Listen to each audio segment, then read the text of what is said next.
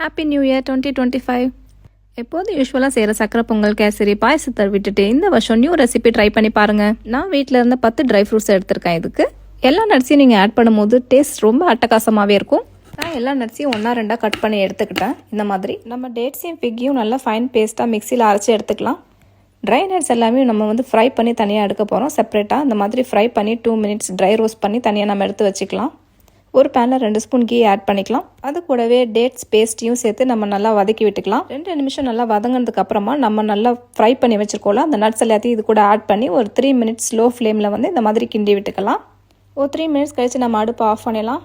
கொஞ்சம் சூடாக இருக்கும் போதே இந்த மாதிரி நம்ம ஷேப் பண்ணி வச்சுக்கலாம். சூடு ஆறிடுச்சுன்னா நமக்கு ஷேப் பண்ண வராது. இந்த மாதிரி கேஷ்யூ பவுடரை நான் நல்லா மேலே தூவி விட்டு நல்லா கார்னிஷ் பண்ணி விட்டுட்டேன். அந்த மாதிரி ஃபுல்லாக நீங்கள் எல்லா ரோல்லையும் இந்த மாதிரி எல்லா இடத்துலையும் படுற மாதிரி தேய்ச்சி விட்டுக்குங்க.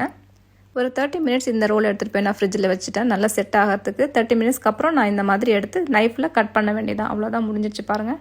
இந்த நியூ இயருக்கு நான் கண்டிப்பாக நீங்கள் இந்த ரெசிபியை ட்ரை பண்ணி பார்ப்பீங்கன்னு நினைக்கிறேன். இது ரொம்ப ஈஸியான ரெசிபி தான். 10 மினிட்ஸில் செஞ்சிடலாம் இந்த ரெசிபியை.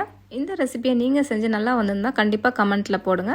தேங்க்யூ ஃபார் வாட்சிங் and wish you happy new year.